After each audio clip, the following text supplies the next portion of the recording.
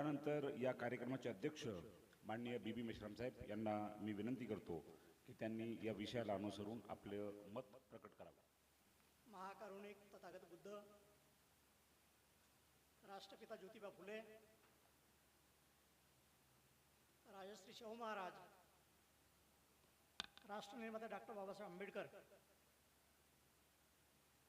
आणि मूलनिवासी बहुजन समाजातील सर्व महानायक महानायिका यांच्या आचार विचार तथा प्रतिमांना मी प्रथमतः विनम्र अभिवादन करतो.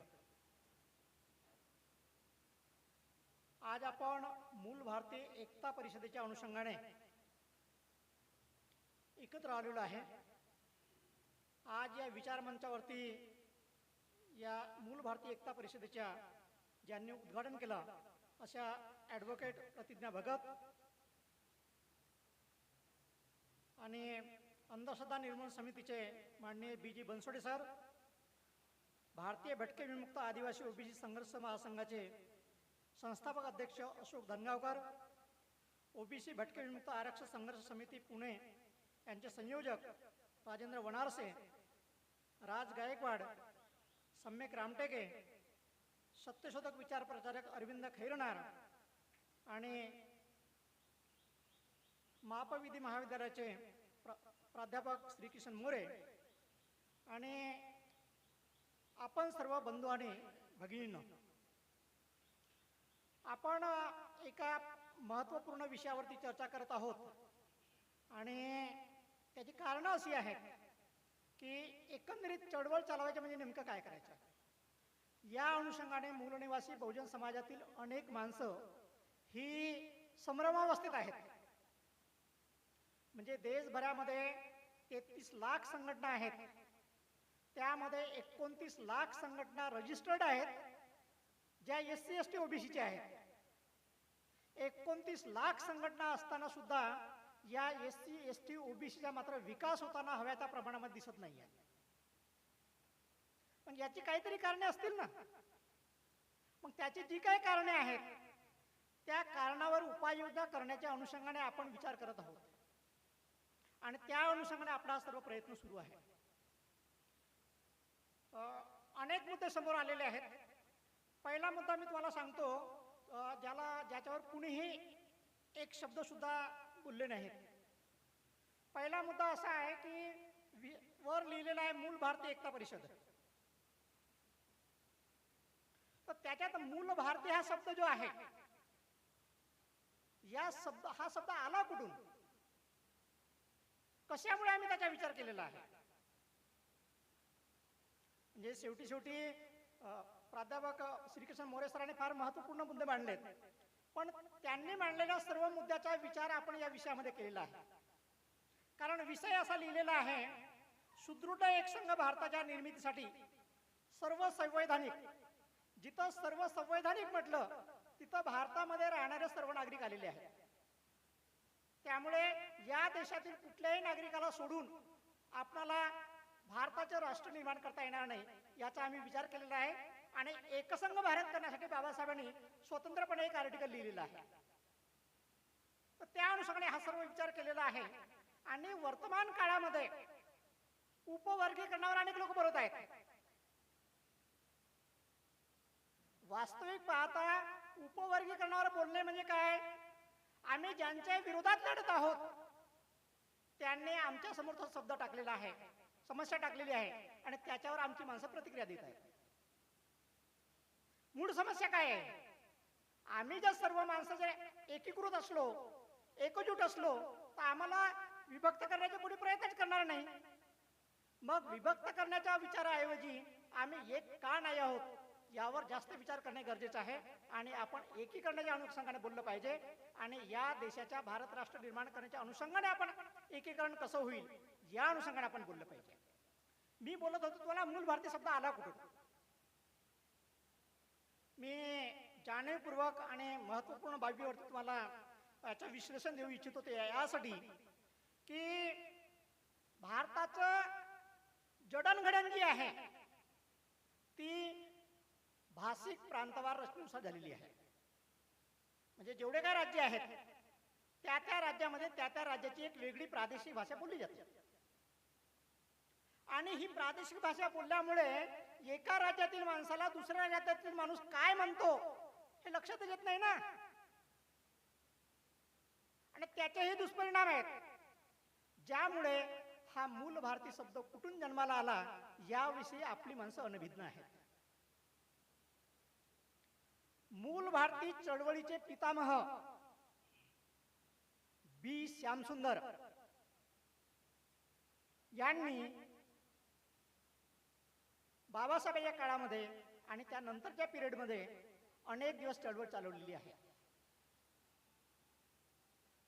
त्या बी श्यामसुंदर यांचा जन्म या छत्रपती संभाजीनगर औरंगाबाद शहरामध्ये झालेला आहे, मराठवाड्यामध्ये झालेला आहे. पण मराठवाड्यातील माणसं मात्र यापासून फार अनभिज्ञ आहेत. त्यांची कारकीर्द हैदराबाद संस्थानामध्ये गेल्यामुळे बहुतांश लोकांना ते माहीत नाही आहे. परंतु दक्षिण भारतामध्ये आणि उत्तर भारताचा विचार जर केला तर एकंदरीत आपल्या परिवर्तनवादी चळवळीच्या अनुषंगाने विचार जर केला तर उत्तर भारतामध्ये कांशीरामाने काय कार्य केलेलं आहे हे अनेकांना माहीत आहे. आपण ते त्या अनुषंगाने बोलत असतो. पण तशाच प्रकारचे कार्य बी श्यामसुंदर यांनी हैदराबाद संस्थानामध्ये असताना केलेलं आहे. पण भाषिक प्रांतवार रचनेमुळे आपणाला ते लक्षात आलेलं नाही आहे. कदाचित दक्षिण भारतामध्ये अशा प्रकारचं कार्य झालेलं आहे हे कांशीरामांना किंवा बामसेप सारखे संघटन चालवणाऱ्या लोकांना जर माहीत असतं तर कदाचित त्याने मूल निवासी या शब्दाला जन्म दिला नसता. हे मी जाणीवपूर्वक सांगत आहे तुम्हाला. कारण बामसेपची जी निर्मिती या देशामध्ये जेव्हा झाली त्याच्या पूर्वी बी श्यामसुंदर यांनी कार्य केलेलं आहे. 29 एप्रिल 1968 ला बी श्यामसुंदर यांनी या देशामध्ये अखिल भारतीय भीमसेनाची स्थापना केलेली आहे. आणि बाबासाहेब चळवळीला पुढे नेण्याच्या अनुषंगाने कशा प्रकारे प्रयत्न करावे हे त्यांनी प्रत्यक्ष केलेले आहे. त्यांच्याकडे उपलब्ध असलेला सर्व वाङ्मयाचा जर विचार केला तर आपल्याला अनेक बाबी पुढे करू शकतात. एक मुद्दा अजून मी सांगू इच्छितो की नामांतराच्या अनुषंगाने जे काय बोललं जाते त्या इतिहासाच्या दृष्टिकोनातून जर विचार केला तर नामांतर ही चळवळ 1972च्या पुढे सांगतात सर्वजण. त्याच्यापूर्वी बी श्यामसुंदर यांनी नांदेड येथे नाट्यगृहामध्ये परिषद घेतली होती आणि त्या परिषदेमध्ये स्पष्टपणे असं म्हटलं होतं की विद्यापीठाला कुणाचं नाव दिलं पाहिजे आणि कशा प्रकारे दिलं पाहिजे. म्हणजे याची पेरणी त्यांनी त्याच्यापूर्वी केलेली आहे. ऐतिहासिक संदर्भ उपलब्ध असतील तर कुणालाही इतिहासातून डावलता येणार नाही हे आपण लक्षात घेतलं पाहिजे. अनेक जण त्यांच्या त्यांच्या सोयीप्रमाणे इतिहास लिहित असतात. आपणाला तसं करून चालणार नाही. तर या भूमिकेच्या अनुषंगाने मूल भारतीय या शब्दाचा आपण यामध्ये वापर केलेला आहे. आणि महत्वपूर्ण मुद्दा सांगतो, कर्नाटकामध्ये बिदर या शहरामध्ये छत्री चौक आहे. त्या छत्री चौकामध्ये बी श्यामसुंदर यांना डॉक्टर बाबासाहेब आंबेडकरांचा पुतळा बसवायचा होता. त्यावेळेस त्यांनी प्रशासनाला असं सांगितलेलं आहे की आम्ही या देशाचे मूळ भारतीय लोक आहोत आणि मूळ भारतीय लोक असणार प्रशासनाकडून बाबासाहेबांचा पुतळा बसवण्यासाठी परवानगी घेण्याची गरज नसावी. कारण आम्ही याच जमिनीचे माणसं असलो तर आम्हाला तुमच्याकडून परवानगी घेण्याची काय गरज असावी. अशा प्रकारचे त्यांनी ठणकावून सांगितलेलं आहे. आणि तो पुतळा आता सुद्धा तुम्ही जर गेले तर त्या बिदरच्या छत्री चौकामध्ये उपलब्ध आहे. नंतरच्या काळामध्ये रामविलास पासवान, रामदास आठवले यांनी त्याच्यामध्ये बदल केला. पुतळ्याचा साईज आणि बाकी गोष्टी बदललेल्या आहेत पण ती जागा मात्र उपलब्ध आहे. आणि त्याच सुरुवातीला बी श्यामसुंदर पुतळा बसवला होता याचा मात्र इतिहास मात्र उपलब्ध आहे.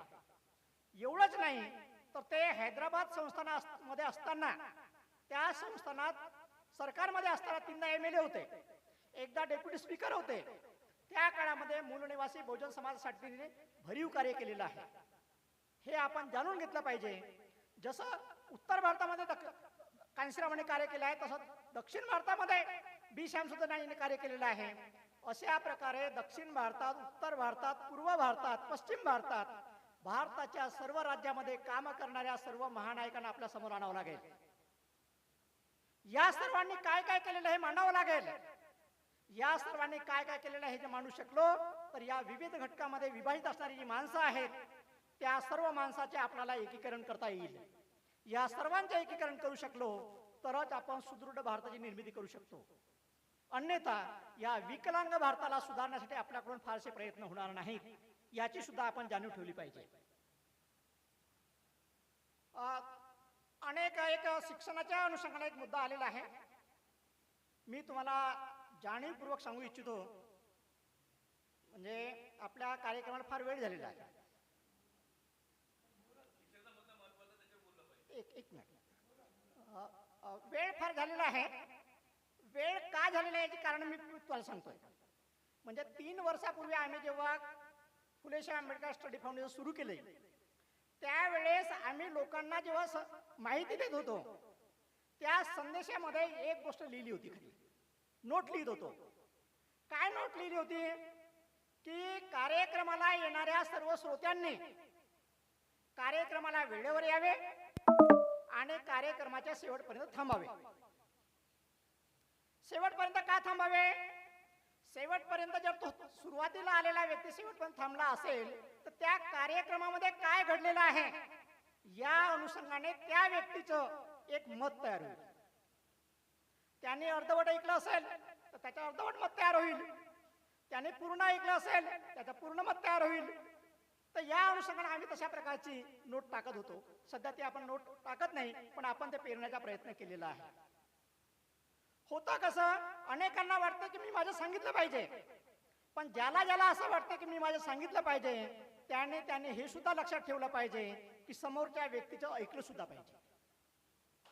कारण आज ऐकण्याच्या मनस्थितीमध्ये समाज नाही आहे आणि ऐकण्याच्या मनस्थितीमध्ये आपल्या समाजातील नेते मंडळी नसल्यामुळे समाजाचा एकंदरीत ऱ्हास होत चाललेला आहे.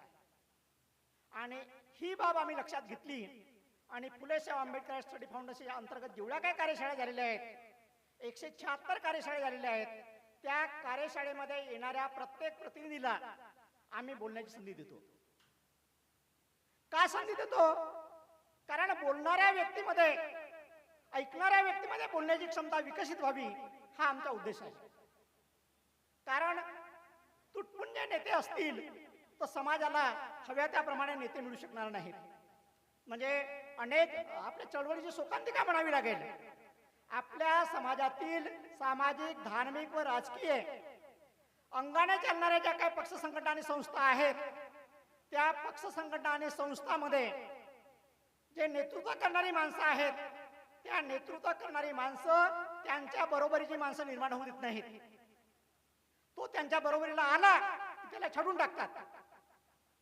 त्यामुळे आपल्या चळवळीची वाताहत झालेली आहे. याला कुठेतरी थांबवावं लागेल की नाही? आणि त्यासाठी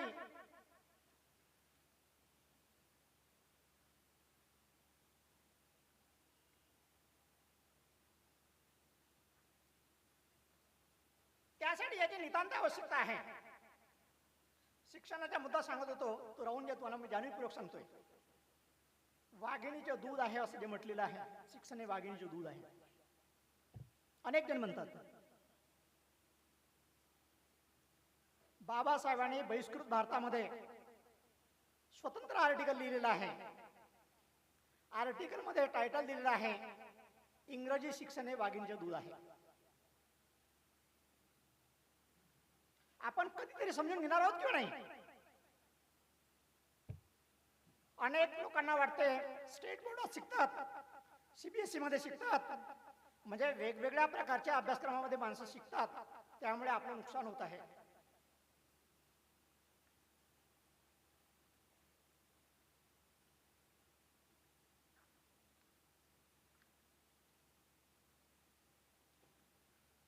आपलं नुकसान होत आहे हे जरी खरं असलं तरी आपल्या होणाऱ्या नुकसानीवरती काही उपाययोजना असतील की नाही? मग काय उपाययोजना आहेत? काय या समाजामध्ये शिकली सवरलेली माणसं निपटली नाहीत? डॉक्टर, वकील, इंजिनियर उपलब्ध नाहीत? बाबासाहेब एके ठिकाणी म्हटले होते की ज्या समाजामध्ये 10 डॉक्टर, 20 वकील आणि 30 इंजिनियर निर्माण होतील, त्या समाजाकडे कुणी डोळे वटवून बघण्याची हिंमत करणार नाही. काय आमच्याकडे एवढी माणसं निर्माण झाली नाहीत? 10, 20, 30 काय, आज लाखोच्या संख्येने डॉक्टर, वकील, इंजिनियर उपलब्ध आहेत. मात्र समाजाची अवस्था हव्या त्या प्रमाणामध्ये बदललेली नाही. काय कारण असू शकेल? कुणीतरी शोधलं पाहिजे की नाही? मी आता एक 4 दिवसापूर्वी विदर्भामध्ये गेलो होतो आणि एक नवीन बाब बघितली मी, म्हणजे मी ऐकून होतो, आणि जी व्यक्ती ती बाब चालवत आहे त्या व्यक्तीशी माझ्या टेलिफोनवरती संपर्क होता, पण मला ते प्रत्यक्ष बघायचं होतं की नेमकं काय केलं जाते. म्हणजे आपल्या समाजातील प्रत्येक घरी सांगा, तुम्ही कुणाच्याही घर घ्या, आपण आपल्या मुलांना, आपल्या अपत्यांना डॉक्टर, वकील आणि इंजिनियर झालं असतं, कोणी UPSC किंवा MPSC करावं याच्या पुढचा कधी विचार करत नाही. एकीकडे सरकारने पब्लिक सेक्टर संपवलेलं आहे. पब्लिक सेक्टर संपवलेलं असेल तर आपल्या मुलांना नोकऱ्या कुठे मिळणार आहेत? आणि प्रायव्हेट सेक्टरमध्ये आपला अंतर्भाव नाही आहे. मग दोन्ही बाजूने कोंडी होणार असेल तर पुढचे उपाय काय? आणि CBSE मध्ये आपली मुलं शिकत नाहीत, स्टेट बोर्डात शिकत असतात, उपाय काय आहे त्याच्यावर? तर त्याच्यावर उपाय म्हणून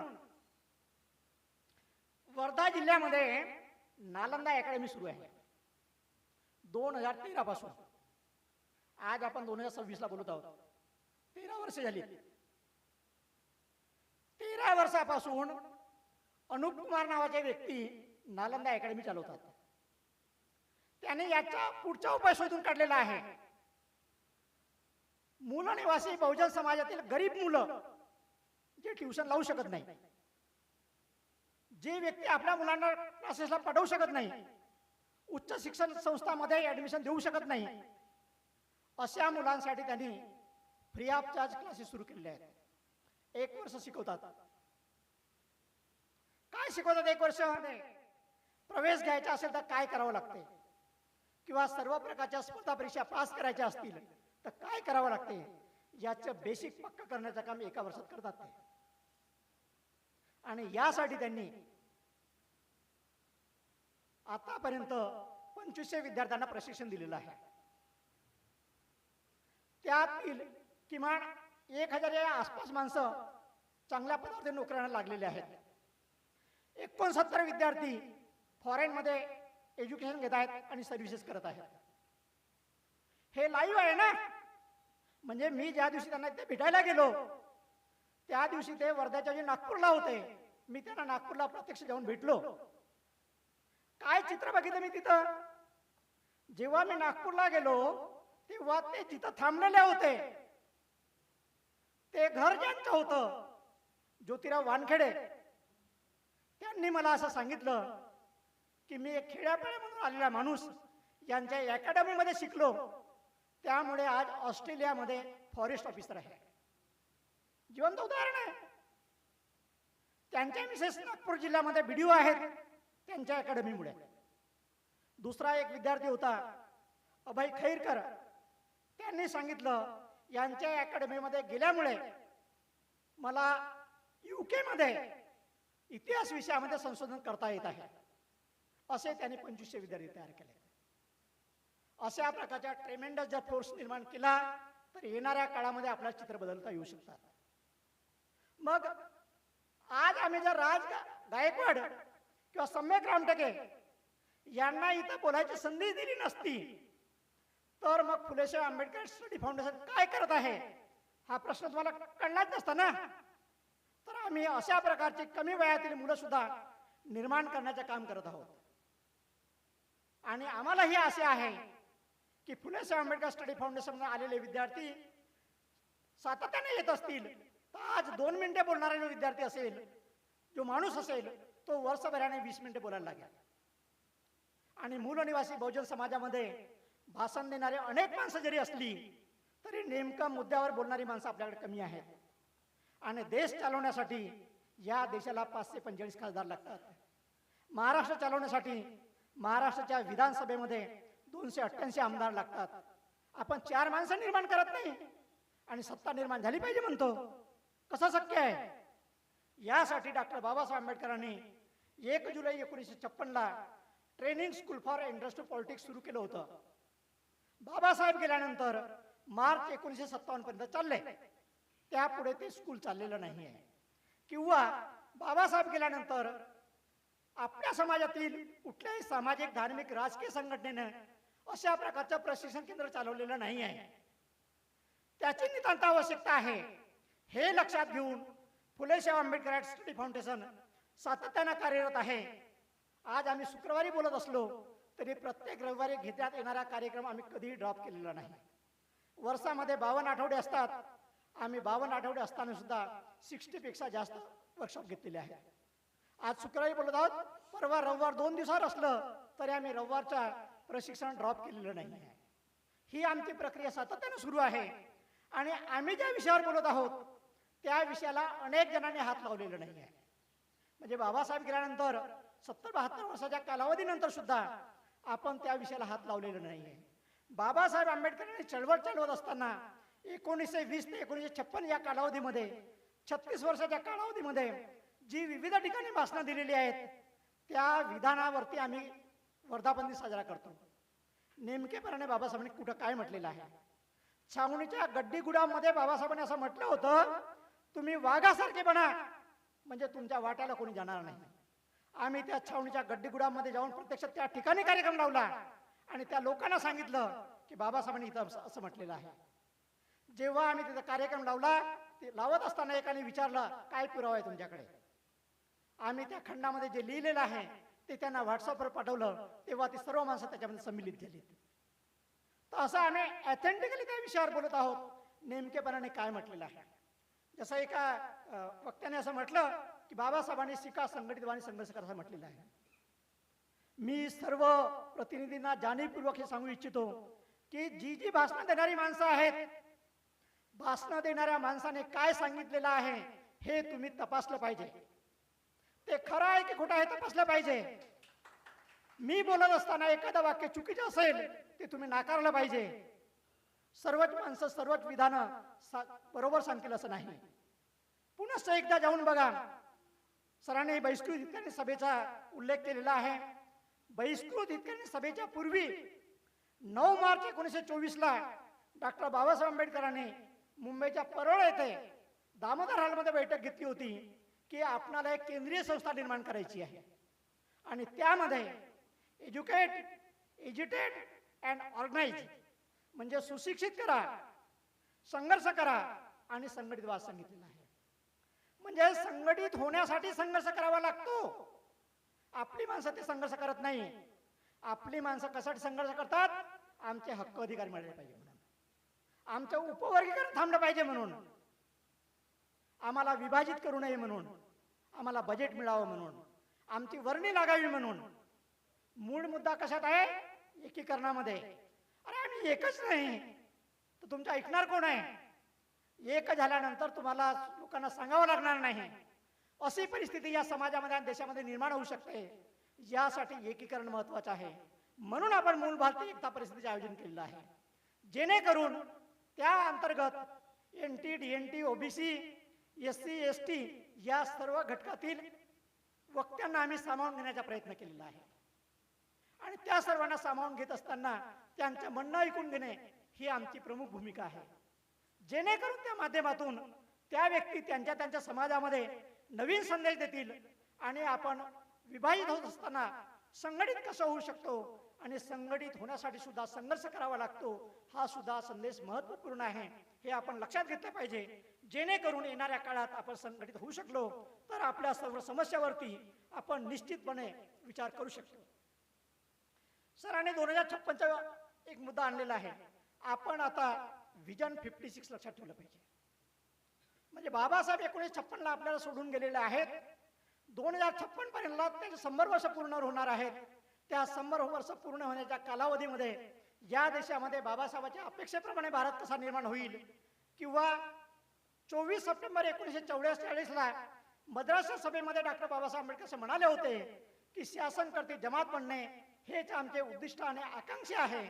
हे उद्दिष्ट आणि आकांक्षा आणि स्वप्न जर पूर्ण करायचे असतील तर 2056 पर्यंत हे कसं निर्माण होऊ शकेल, या अनुषंगाने आपण ते विजन लक्षात ठेवलं पाहिजे आणि त्या अनुषंगाने आपण पुढे येण्याचा प्रयत्न केला पाहिजे.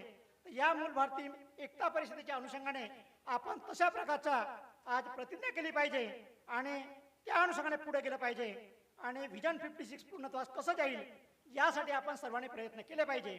आणि विविध गटातटामध्ये विभागलेली जी माणसं आहेत, जी शत्रूला सुद्धा बळी पडले असतात, त्यांना जर एकत्र आणायचे असेल तर आपण काय प्रयत्न करायचे याच्यावर उपाययोजना करायची असेल तर डॉक्टर बाबासाहेब आंबेडकरांनी खंड क्रमांक 17 चे 3 भाग आहेत, खंड क्रमांक 18 चे 3 भाग आहेत.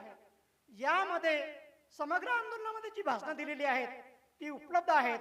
खंड क्रमांक 18 च्या भाग 1, भाग 2, भाग 3 मध्ये 354 टायटल उपलब्ध आहेत. ते सर्व टायटल आपल्याला नीट समजून घ्यावं लागतील. ती सर्व टायटल आपल्याला समजून घेऊन समाजाच्या शेवटच्या टोकापर्यंत पोहोचण्यासाठी आपल्याला काम करावं लागेल. कारण हे काम आपला ज्याला कळलेलं आहे त्यानेच वळलं पाहिजे, इतरांना दोष देऊन चालणार नाही. ज्याला माहीतच नाही आहे तो माणूस कसं काय काम करू शकेल. आणि ज्याने काम करावं असं वाटते त्याला तुम्हाला कन्व्हिन्स करावं लागेल. निव्वळ सोबत घेऊन चालणार नाही. तुमच्या सोबत येणारा माणूस शेवटपर्यंत तेव्हाच टिकेल जेव्हा तो तुमच्या सोबत कन्व्हिन्स असेल. तर त्यांना कन्व्हिन्स करण्याच्या अनुषंगाने आपण प्रयत्न केला पाहिजे. आणि मग आपण आज राजश्री शाहू महाराजांच्या जयंतीच्या अनुषंगाने जे बोलत आहोत त्या अनुषंगाने विचार करता आपण हे लक्षात घेतलं पाहिजे. 21 आणि 22 मार्च 1920 ला माणगाव येथे जी परिषद झाली होती त्या परिषदेमध्ये बाबासाहेबांनी असं म्हटलं होतं शाहू महाराज या अनुषंगाने की या देशात जे शाहू महाराजांच्या अनुषंगाने ते असं म्हणतात की त्यांचा येणारा प्रत्येक जन्मदिवस हा आपण सणाप्रमाणे साजरा केला पाहिजे. आपण अनेक सण साजरे करतो, पण अनेक सण साजरे करत असताना नेमकं काय करतो हा प्रश्न आता आम्ही स्वतःलाच विचारला पाहिजे. वैचारिक दृष्ट्या त्यामध्ये काही जर अंतर्भूत नसेल तर ते सण साजरा करण्याला अर्थ काय आहे. सण साजरे करायचे असतील या सर्व आदर्श महापुरुषांनी जे जे म्हटलेलं आहे त्या त्या बाबीला आपण डोळ्यासमोर ठेवून पूर्णत्वास नेण्यासाठी कशा प्रकारे प्रयत्न करू शकतो यासाठी आपल्याला विचारमंथन सातत्यानं करावं लागेल. बाबासाहेब म्हटले होते जागृतीच्या अग्नीत तेवत ठेवा. तर आपल्याला हा जागृतीच्या अग्नीत तेवत ठेवत असताना सातत्यानं कार्य करावं लागेल. एखाद्या दिवशी येऊन चालणार नाही. आमच्याकडे 176 कार्यशाळा घेतल्यानंतर असं लक्षात आलं की पहिल्या कार्यशाळेला आलेला माणूस दुसऱ्या कार्यशाळेत दिसतच नाही. मग त्याला दुसऱ्या कार्यशाळेत काय घडलं कसं कळेल किंवा त्याला विचारलं काय आहे नेमकं त्यालाही माहित नसते. अशा प्रकारे आंधळ्याची काठी घेऊन चालणारी माणसं ही चळवळ चालवतीलच असं नाही. बाबासाहेबांनी हे सुद्धा लिहून ठेवलेलं आहे. तर आपण ही सर्व विधानं नीट लक्षात ठेवली पाहिजे. आणि बाबासाहेबांनी जसं म्हटलं की शाहू महाराजाचा जन्मदिवस हा सणाप्रमाणे साजरा केला पाहिजे. आपल्याला तो सणाप्रमाणे साजरा करायचा असेल तर नेमकेपणाने शाहू महाराजांनी काय म्हटलेलं होतं त्याच्या सामाजिक आशय आपल्या लक्षात घ्यावं लागेल. आणि ते सामाजिक आशय लक्षात घेऊन या देशामध्ये शाहू महाराजांनी म्हटल्याप्रमाणे आरक्षण हे प्रतिनिधित्व आहे. त्या प्रतिनिधित्वाची अंमलबजावणी किती प्रमाणात होत आहे यासाठी प्रयत्न केला पाहिजे. आपल्या माणसांनी उपवर्गीकरणापेक्षा जास्त या समाजाला जे आरक्षण दिलेलं आहे ते आरक्षण पूर्णतः का भरल्या गेलेलं नाही यावर लढा दिला पाहिजे. तो होताना दिसत नाही. त्यावर लढा दिला तर कदाचित आज जी मातंग समाजाची माणसं म्हणतात की आम्हाला वेगळं पाहिजे ते म्हणणारच नाहीत ना, कारण त्या वाट्यातला वाटा त्यांना सुद्धा मिळणार आहे.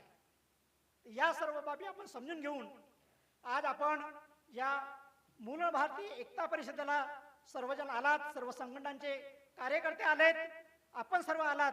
यामध्ये सर्व वक्त्यांनी ज्या बाबी मांडलेल्या आहेत ते विचार आपल्याला ज्या प्रमाणामध्ये चांगले वाटले असतील त्या प्रमाणामध्ये समाजाच्या शेवटच्या घटकापर्यंत पोहोचवण्यासाठी आपण सर्वांना प्रयत्न करावा अशा प्रकारची मी आपल्याला विनंती करतोय आणि मी माझ्या वाणीला इथे विराम देतोय. जय भीम, नमो बुद्धाय.